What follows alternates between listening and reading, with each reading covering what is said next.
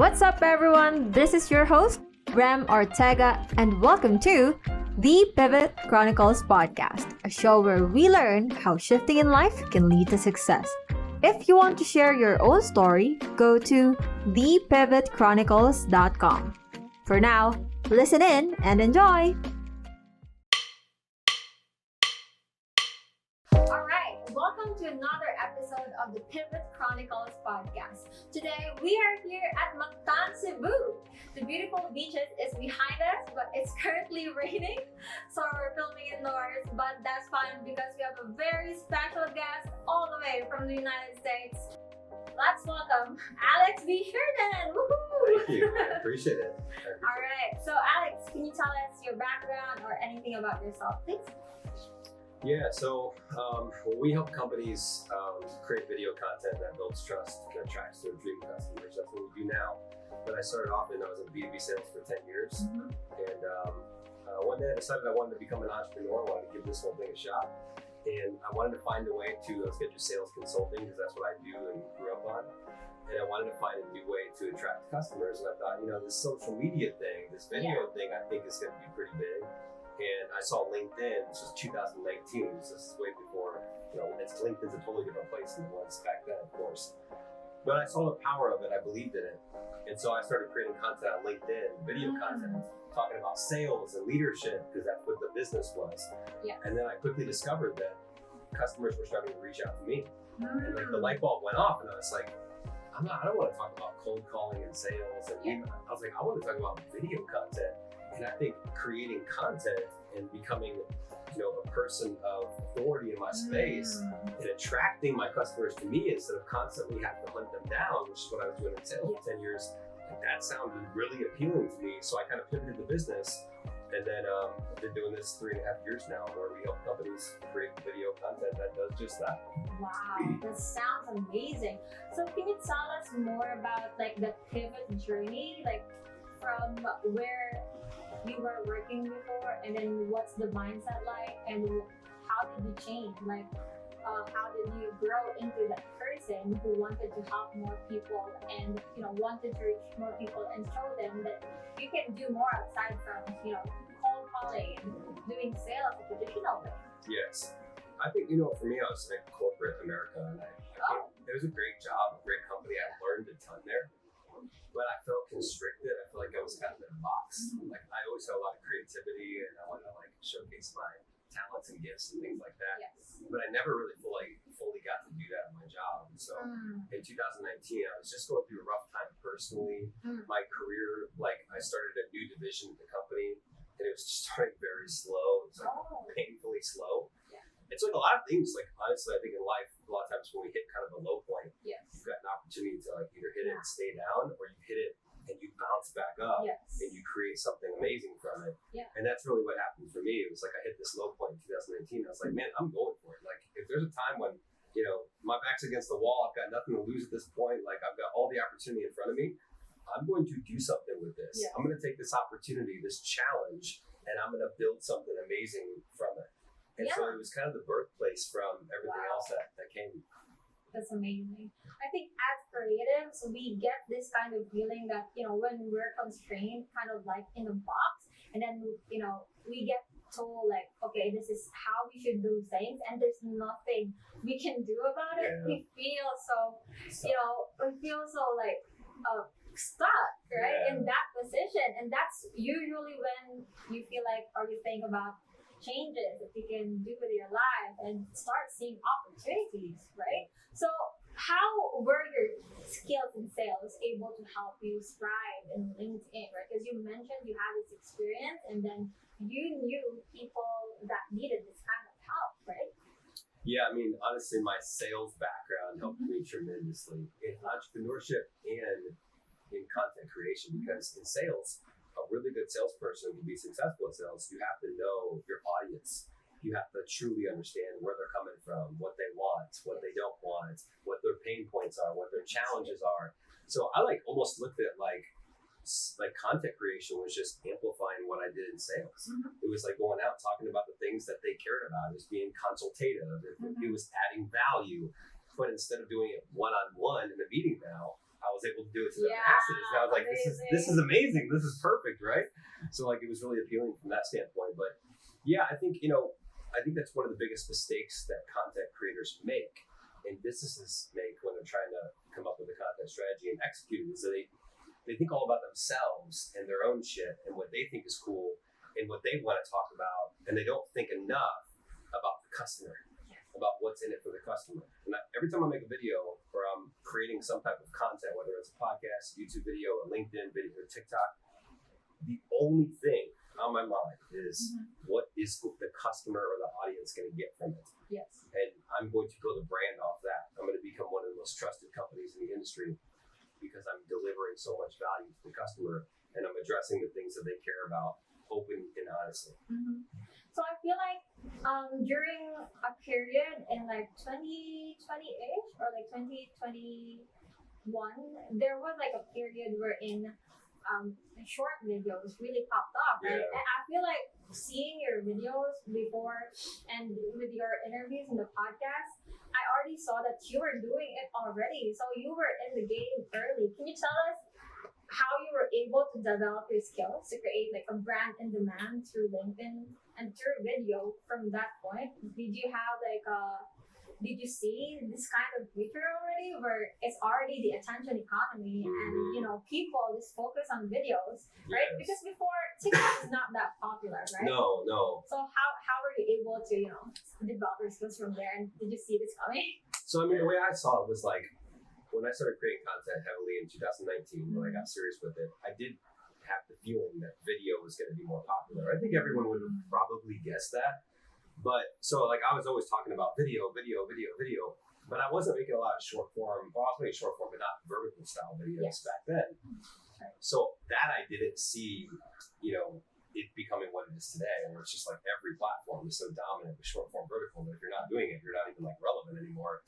So I think what happened was in 2020, I saw the emergence of TikTok, and it was interesting because I got on the platform and I dabbled in it. Like I create a few things here and there. I didn't have a ton of success. So when did you start in TikTok? I think 2020, I got on there, but I wasn't serious about it until 2021. January 2021, I made a commitment. I'm like, I'm going to figure this out, and I'm going to get above 10,000 followers. Or 13, but I said, I got to figure this out because I saw what was happening, and then I saw what happened with Instagram, where it basically became a mini TikTok, right? Yeah, Instagram Reels, Facebook Reels, YouTube Shorts, and I was like, there's no way that this doesn't keep going. And I'm like, LinkedIn, maybe they won't exactly follow suit, but there will be more and more. What is that? They have newsletter now. Yeah, they do. Yeah, and I think they're continuing to do more things with video and content in general. But so I kind of saw the wave coming, and I was like, I got to figure this out. And what I love about TikTok, it humbled me because I came from LinkedIn and I was like doing pretty well at video. Right? I was the video guy. And then I come to TikTok and there's like, poof, you're nobody. And it was like, it smacked me to the ground. Yeah, it did. Because it's a different platform, right? Like you have to know how to hook an audience differently. You have to know how to retain an audience differently. It doesn't matter as much about your following or engagement. It matters about retention rate and things like that. So I had to kind of like, not relearn everything, but I had to like reteach myself and figure out how to do really amazing short form videos. And it took a little while, and I tried a ton of different stuff, and I experimented, and I just learned from my failures and mistakes and the wins too. And then eventually I got to a point where we kind of started figuring it out, and then we took that formula. And what's cool is once you figure it out on TikTok or Instagram Reels or YouTube Shorts, once you figure out the short form vertical, you can basically take that and go to LinkedIn or anywhere else. Yeah. So it's the same with LinkedIn because I feel like they don't have this sort of version of Reels. They don't, and I don't think they probably will because they don't want to become Instagram Reels. But before you were popping off with short videos. Yeah. Do you need to do like the same format, or is it okay if it's a different dimension? What I was doing back in the day, 2019 and 2020, was square. Remember the old Instagram square with the title up top? Yeah, so the borders, subtitles down below. Yeah, that was your style right now, you didn't have it before. No, I wasn't doing as many vertical short forms back then. Like with animation and stuff. Yeah, I mean, I was still doing some of the edutainment skit videos and that kind of stuff, and maybe some animation, but not like it is today. Definitely not the short form vertical. All right, so since you talk about that, one of the first viral videos I saw from you were the ones who were doing those funny skits, and I thought you must have been a stand-up comedian. And I thought, Did you think I looked like anyone? yes, you look like Trevor Wallace, exactly. And then, how are you able to develop? The question is, how are you able to develop the level of entertainment, craftsmanship in your content, right? Because for me, for people like me, especially because I'm an introvert, right? And I think You a lot are? of, yes, I'm very introverted, and it takes a lot, for people like me, it takes a lot for us, like a lot of energy to go out of our comfort zone, to talk to people, we don't know, strangers, and meet people, and, be social. And then let alone like doing something, putting yourself out there and doing this video and to be like the authority in this space, and, providing value. So how are you able to develop that level of, craftsmanship, being entertaining, and then at the same time, providing value and having to educate people? Yeah, I mean, and that's you nailed it. Like that's the edutainment, right? It's like it's not just entertainment. It's edutainment because it's education mixed with entertainment. So what I try to do in the videos is use a really good message. Like, what do I want to communicate to my audience? What do I want them to understand or learn or be inspired by, or whatever it is? And then I just fuse entertainment in it. But to answer your question, I mean, I think like a lot of things, it took a lot of work and practice. So I do think that naturally I had some ability with the acting and the humor, that kind of stuff. It just was like my personality, it came kind of easy. But that being said, the videos were not great when I first started off. Like if you could go back and look at them on Instagram or LinkedIn, and if you go back and look at the first 50, like they were not good. They were not good, and even like the details, like my audio was not synced, my lips, like, it was slower. It was like, it just was not as good as what you would see today, because I've made probably 1,000 videos by now. So I think it's a combination of like leveraging your natural talents and gifts, and then taking those and working really hard to build skills and to work on your craft and to really hone your what you're trying to get great at. And you got to be on it every day, and you got to be willing to fail a lot, and you got to be willing to get rejected. I posted a lot of videos on TikTok, early TikTok days, that were the skit videos, entertainment videos, and they bombed. They freaking bombed. And so again, it was like eating humble pie. I had to go back and be like, shit, I never once was like, oh, TikTok sucks. Like, it's the audience. I was like, no, I need to get better. I need to figure out how to communicate. I've nailed it on LinkedIn, but I need to now figure out how to deliver this message on TikTok. And once I figured out the TikTok thing, it translated. It made me a better video creator for LinkedIn. Yeah, actually relating to that, I remember I saw a video in YouTube about content, and she was talking about these 3 things that you need to have as a person to be successful, but that's for YouTube. That's what she says. That you need to be successful in YouTube. So those 3 things are: first, you need to have a great content, then great personality, and then you need to have great editing on your videos. And then even if you just have those 2, for example, a combination of great personality and then great content, even if you don't have that good editing stuff, or maybe you have great editing and then you have great content, even though you don't have a lot of personality in there, you still can get successful. Do you think that's true, or you think you need to have everything in one package? I think, personality is very subjective, right? So it's like, what is personality, and who has it, who doesn't. But I think, look, it's very simple to me. It's like, who do you want to impact with your content? Who is your audience? Getting laser focused on that audience, and then your ability to just put out quality as you can content for a long period of time and staying ultra consistent. I really think almost anyone can do it. Honestly, it's just most people don't get past 20 videos or 50 videos or 20 podcasts. I mean, if you go look at the podcast, like go look up podcasts right now, and you'll see like 80% of them have like 3 episodes. Like if you did some searching, like you said, marketing podcast or content, like most people start shit and then they don't finish it. It's hard, and you don't see instant success. You don't blow up on your 5th video. Like it takes a lot of time and work.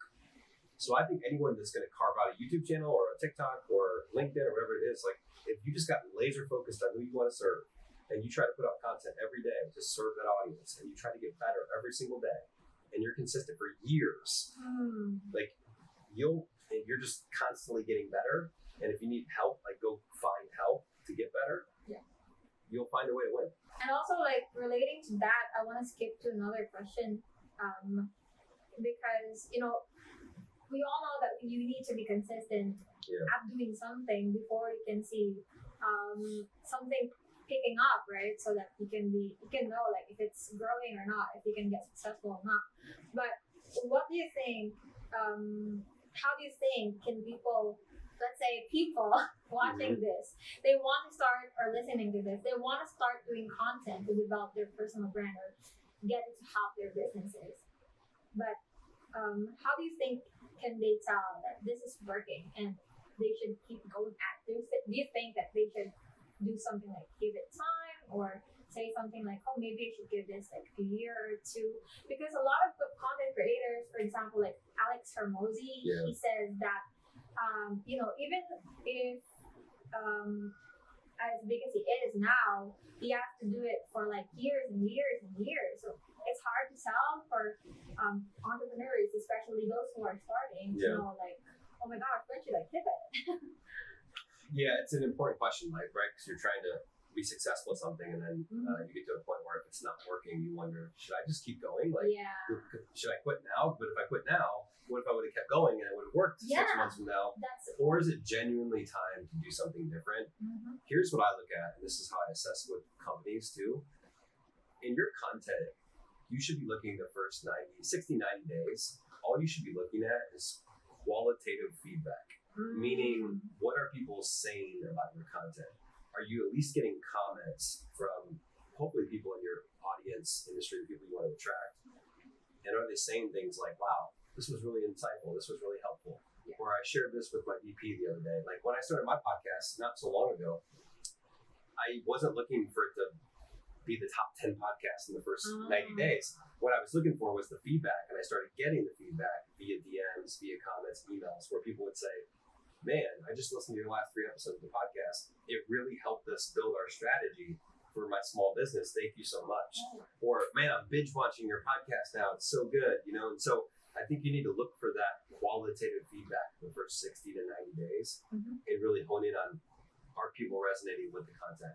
And if you're not getting any of that, chances are it's probably not the right content or strategy. If you are getting that, then chances are you just need to keep moving forward, right? Yeah. Because I do know some people who, when they start a thing, when they start a podcast, when they start content, they're like, oh, Grandma is not doing so well at like 6 episodes. Yes, yeah. And then in your case, right, you're getting feedback. So are these solicited or unsolicited feedback? And if so, how do you think should you gather? Should you gather from, people you don't know at all, or of course, like your target audience? Yeah, it's a great question. What I was referring to is unsolicited, meaning they were just, giving me the feedback without me asking, which is amazing. That's what you really want. But if you need to ask, if you're not getting any, like maybe you're not getting any reach, then you probably should try to facilitate some feedback for people you trust in the industry. Like for you coming to me, knowing what I've done already, and others like me and you, other creators that are building things and saying, hey, can you watch a few videos? Like, hey, give me some honest feedback. Like, is this valuable? Does it hook people in? Is it worth watching? And you need somebody honestly to tell you, like, it's not good. Or, hey, this is really good. Maybe you tweak a couple things. Or this is perfect and you just need to keep going. Not that it's going to be perfect. But so I think you either, if you're not getting any, you need to go get some feedback. But hopefully you're getting some unsolicited feedback coming in. Yeah, so in relation to that still, you're a big advocate of content, that content should drive sales, right? That your video content should get you ROI. So what do you think are the ways that entrepreneurs can make their content achieve ROI in this sense? There's a lot of ways. I would say that, first of all, you have to have a strategy. So first of all, I would lay out the fact that what are you trying to become? Who are you trying to become as a result earlier? And then you need to think about where are your customers at and what do they want to hear about? And what do they care about? What are their challenges? What are their pain points? Are they on LinkedIn? Are they on TikTok? Do they consume YouTube videos? Do they listen to podcasts? You need to go where they're most likely to watch the content or consume the content, and then create things based off things that you know that they're going to be interested in. And then from there, it gets a little bit tactical, where it's like, if I'm reviewing a video of a customer or a video of yours, I'll look for probably 3 core things. I would call it the 3 C's. All right. Ready for this? Yeah. So number one, take notes. number one is you got to capture attention. Mhm. So, especially podcasting, longer form videos, you still need to do that, to be honest, but it's a little different. Short form, if you don't capture attention, you're done, right? So capture attention is number one, meaning in the first literally 1 to 3 seconds, you need something in that video that gives people an idea on what the video is about, but also intrigues them to want to watch. So whether you're doing a vlog and it's you with a voiceover, or whether you're doing a, hey, here's 3 things that's going to help you do X, Y, Z, or here's the problem, here's a solution, whatever the hook is, there's a trillion different ways to do it. Where it's an entertainment video, where there's a skit, maybe there's a title up top that hooks people in. You have to capture attention. Second thing would be clarify your message. So what is it that you're really trying to communicate to the audience? Too many people create videos, and it's like all over the place, or it's like not clear as to what are we talking about here, or it's a podcast repurposed clip, and we're 5 seconds in, and it's like, I don't know where we're going with this message, So clarify your message, and then the last one would be create value. After I'm done watching that video, did I really get something out of that? Or is it just like bullshit or fluff, like throwaway content, right? It's going to be hard to bust through, especially now when there's so many good creators. It's hard to bust through with like surface level content, right? So how deep are you going? Are you really making the impact on the customer that you want to make an impact on? Like they should have a different feeling after watching Right. your content, and you need to do that for like 60 Right. seconds. Like if you've been creating content for 6 to 12 months, and probably doesn't even need to be this long, but if you've been creating content for at least 6 months and you're not getting comments and DMs of people being like, thank you so much, like this is so helpful, like can you share X, Y, and Z? Can you share what you would do for this? Can you share what you do for this? Like your content's just not good. It's just not good. There's no other way around it, right? Like again, it's the qualitative feedback. Even if I wasn't converting customers necessarily that first 3 months, 6 months, whatever it is, I should be looking for that feedback. And I know that I'm helping people and I'm making an impact in my area of expertise. It's only a matter of time for the right person sees it, and then that converts to a customer, because that builds so much trust and credibility with that person in the content. Yes. All right. Or sometimes it's like, it's not enough. You don't have enough content out there, right, for them to see that, Right. okay, I can binge watch everything. Yeah, you can't create one video a week. Like you gotta, Yeah, and especially for podcasts, right? Most of the time, just put out like 1 episode per week. Yeah, podcasting and YouTube videos are fine for that, right? But I was talking about short form videos. Yeah. If you're on TikTok and you're doing 1 video a week, like good luck. It's gonna be tough. You're gonna, after 52 weeks, you're gonna have 52 videos. Meanwhile, someone like me has like 300 videos. So it's like, and it took me 300 videos on TikTok to bust through and finally get one that did 250,000 views and now tens of thousands of likes. So it's like sometimes it takes that. Yes. Because I feel like, people, especially those entrepreneurs who are new to this and they haven't, done content before, or they don't really post on social media, it might feel like a lot for them. But oh my gosh, Right. I have to post like 5 times a week to get something, to get the traction. Right. But yeah, it's not, it's not quick rich, or it's not quick success. Yeah, it's not. Especially if you're doing it organically, right? Yep. But it's the one that sticks, and it's the one that brings you loyalty. So just to move away from the topic of content and video, let's talk more about like community and people behind you. So in one of the podcasts that you were in, you mentioned that your parents couldn't relate to what you were doing. In fact, when you were asked like if you're gonna get employed again, right?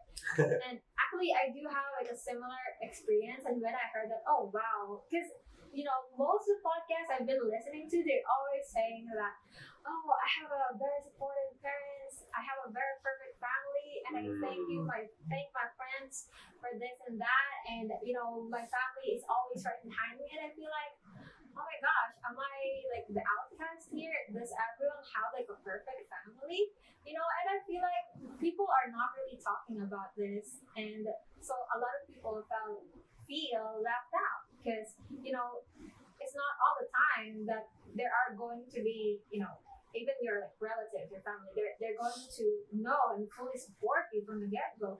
So in your experience, like, but I do understand that in their generation, right? Generation X, right?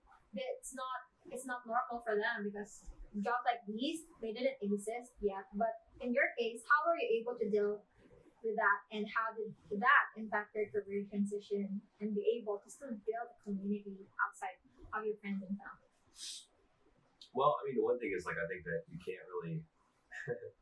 You have your one life to live, Yes. and people can try to give you advice on what they think you should do, but at the end of the day, when it's all said and done, it's you, Yeah. and you're the one that's got to live this life, and you got to deal with whatever the consequences, good or bad, are when you're 95. You know? Yes. So it's like, for me, I always had that perspective of my parents thought it was crazy. I was leaving this nice corporate job to start this business. It seemed so risky. Yeah.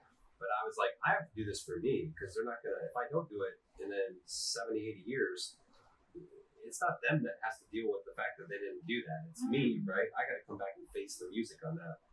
So I think you really can't care so much about what friends and family thinks. I mean, certainly you can listen to them and you can hear them out. And certainly it impacts you in a certain way because you love them and they love you. And most of the time they just care about you. Yeah. And they're worried that you're going to fail. You're worried that you're not going to do well. Or in some cases, it's that the family or the friends didn't go for their dream. Yes. And then they see you going for yours. And it brings them down, makes them feel a little bit lower because they're like, shit, this person's going for it. They're doing it. And I settled my entire life. Yes. And so some people are insecure about that. But I think what I found is that when I jumped into the world of entrepreneurship, I just met a lot of amazing people, like you, that also thought the same way. That were like, oh yeah, go for it. Like take the chance, take the risk, like jump off. Like you got this, right? You got one life to live, and like let's go make it great. And people are gonna doubt. People are gonna hate it. People are not gonna see the vision like you see it. Of course, they shouldn't see it like you see it. They're not living your life every day. Yeah. So I think once you kind of get past some of that, closely like relatives and friends that are kind of wondering what you're doing or maybe doubting it, and we get into the world that you're supposed to be in, that you're meant to be in, you'll find that like it's not everyone went through very similar things like we were talking about yesterday, right? It's like self-doubt or whatever it is, like these feelings that you have as you build something special. Everyone goes through that. Everyone feels those things, and so it's nice to get around people that you kind of share that with. It's funny, I remember a quote from Mr. Beast on one of his podcast interviews. He says, if you don't get haters, you're not relevant. Right. It's true. But it's true. It really hurts to hear that, but that's true. It is. Because the way you look at it, like people who are hating see you because, you're able to reach a lot of people, even those that are not thinking the same way, right? And to your point, meeting new people and meeting people that think like you or have the same, mindset or vision or passion, just feels like, oh wow, I'm not alone. I thought I was crazy, which is funny. So going from there, what are the biggest mistakes and challenges that you faced, and what have you learned from them aside from this? I think for me the biggest challenge early on was I developed a pretty good little business model. Where I had my LinkedIn video boot camp, and I was teaching mostly small business owners, entrepreneurs, how to build their brand and win clients on LinkedIn through video. And it was a good product for a while. I did it for about a year straight. It allowed me to quit my full-time job and pursue my dream and all that stuff. So I'm so grateful for it. But I got to a place where I was constantly relying on somebody signing up instead of recurring revenue. And that really kind of messed me up because I got to a point where when things slow down a little bit, you just have a couple slow months. This naturally happens in business, no matter what you do. And when I slowed down, thankfully I'd saved money, so I was okay financially, but I slowed down and it made me realize like, man, I can't constantly have a business where I need to always win the next customer to keep the revenue going. I need to create something where it's recurring revenue, where I can predict what's going to be like next month, 6 months from now, 12, and I can start to stack revenue. And so I thought of that, and that's kind of what launched the idea for the agency. And I also realized that I didn't want to be a solopreneur the rest of my life. Yes. I think it's a great opportunity for a lot of people. It can work really, really well. But for me, I love leadership and helping other people, making an impact on people. And I really wanted to build like a team and a company. And so I think for those two reasons, like the biggest challenge became the biggest opportunity. Yeah. So talking about like being an agency owner or shifting to an agency model, I picked up from a program that I joined with other entrepreneurs before that there's another person who mentioned that they used to not want to be an agency owner because there's some sort of stigma, because the way she explained it feels like there's like a stigma surrounding being an agency owner and hiring, overseas from the US. Is something like that exist? I don't know. I mean, I think there might be a little, I think there's probably, like in the industry, there's a lot of, I think it's like coaching, right? It's like there's a lot of like, oh, you're a coach. There's a lot of maybe not so good coaches. Maybe there's a lot of not so good agency owners. I don't know. I just don't really care. I don't really pay attention to a lot of like what other agencies are doing. It's just like, we're going to go out there and impact our customers and serve them really well and build something amazing. Yeah, I think it's more of the goals, because I feel like there are a lot of content, quick rich content out there that are saying that, all you have to do is get this client, get that client, and then let others do the work for you. But in the first place, you don't know anything about the thing that your client needs, right? Because in your mind, you just let the others do the work for you, and you take a vacation, but that's not really the case. And then when they create like this content, people are thinking like, oh, they're scamming us, right? I think that's where it came from. But I really disagree with that video and that type of mindset, because you're, in your perspective, you're building something that can bring value to the people that your target audience, the people that matters, the people that will use this. And the people you're building the team with, the team members too, because they're getting opportunities now that they that's right. That makes a lot of sense. And for you don't care, right? Even if you work 15 hours, 20 hours to make this work, you don't care. You will do what it takes, because this is your mission, this is your passion, and you want to, when you set up this mission to help, these people, you will want to make it work no matter what happens. So that's the way I see it. But for anybody out there who's like curious about like this business model, there's a lot of there are others as well that think that in every industry that there's something negative about it. I mean, it's like building any other company, right? Like if you're going to build a company, you got to hire people and build a team. There's no other way around it, right? Like you can't be a company and not have a team. You can build a business as a solopreneur, and you can have products and services, and you can live a good life. But if you want to build a company, then you have to hire people, because you can only go so far as yourself. Yes, because you have like a limited bandwidth from there. Right. When I listened to your interview with Billy Samua from the For the Love podcast, it's a great show, and you mentioned your idea generation process, which was centered on using like iCloud Notes. How did your process evolve from that, and what improvements did you do in your content creation process after that? Because I'm also like doing the same thing, but also a ton of other things. So, did you improve from that, or did you change anything from that? Are you talking about just content ideation? That process. Yeah. It's a little different. I mean, I still use my notes app. I still write down topics and ideas and that kind of stuff. I would say honestly, the only thing that's changed is just mixing some AI in there. Using ChatGPT or Jasper or whatever it is to, help generate, whether it's a YouTube video hook or a podcast title, or it's 20 topics around X, Y, and Z. Like I think it's nice to be able to use AI to help pour a little gasoline on the fire. Yeah. But the human is still the fire. Yes. You have to rub the sticks together and kind of create the fire, but the AI can just expedite the process. So it's like, why not use a little bit, right? But I would say it's honestly not so different than how it was. There's a lot of things that have drastically changed, but that's really not one of them.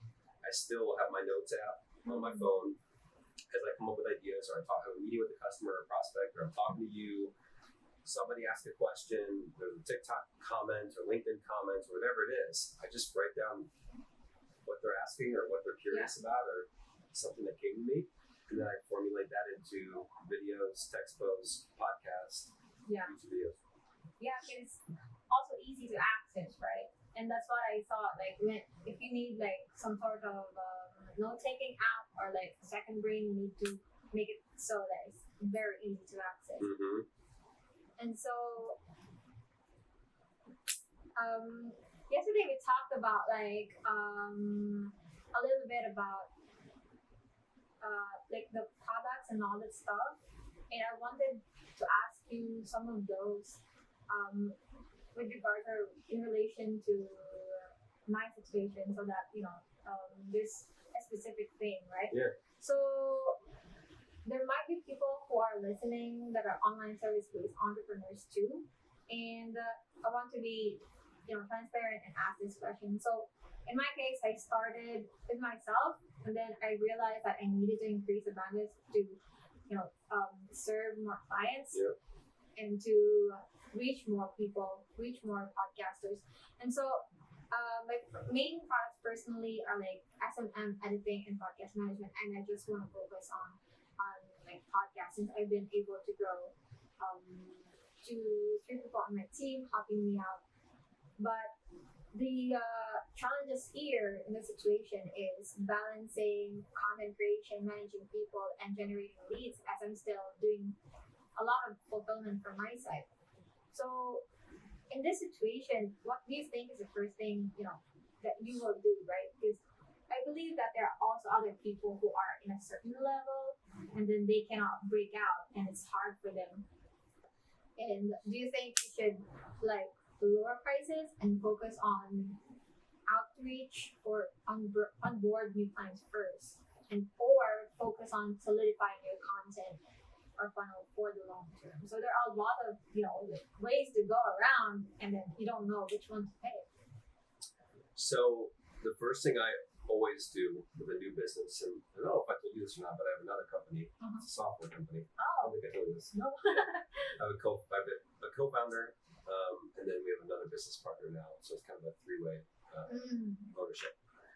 And the way I look at any start of a business in terms of the product or service is the number one thing we need to do right away is prove out that this works. Even though if you know it works, like, proof of concept, right? So the number one thing, you do whatever the heck you got to do to make sure those 3 clients are successful and they're happy, and then you do a video testimonial, a written testimonial, because you can now take that, and 1, you can get referrals, 2, you can up your pricing, which most people, you're probably not charging enough, Graham, I bet. No, because I was thinking of on some scale. You're probably not charging enough, and that's okay. In the beginning, like you're not gonna charge a ton. But what I'm saying is, like, this is why you gotta focus so much on customer success. You're obsessed with customer success because it does all those other things. It literally runs your business for you if you focus on customer success. The referrals, the pricing increases, the reviews, all this different. You create better content from it.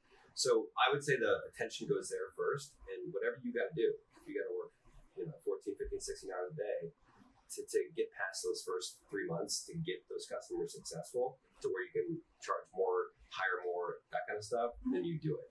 But that's where I would start. Actually, that is the last question. I just want to thank you so much for being like the first guest of this podcast. I will, still see and see things around, or which episodes are gonna come out first. But yeah, I'm really glad to be here with you in person today. It's a big game changer. So the fact that I was able to do this, it's amazing. It feels amazing, and there's a lot of learnings and experience and out here, so it's great. Thank you so much. We're excited to see more things that you do, and you should totally talk more about that, software company. I will, and I appreciate you having me on, Ron. It honestly, like, feedback for you is like this. It seems like you've done this 50 or 100 times. Oh, no. You're like, seriously. So nice job on the interview. I thought you did a really nice job. Wow. Thank you so much. Thank you for listening to the Pivot Chronicles podcast. If you want to share your own story, go to thepivotchronicles.com. Also, I'd love to hear your thoughts. So connect with me on Instagram at rem_ortega_. I'm looking forward to talking with you. See you in the next episode.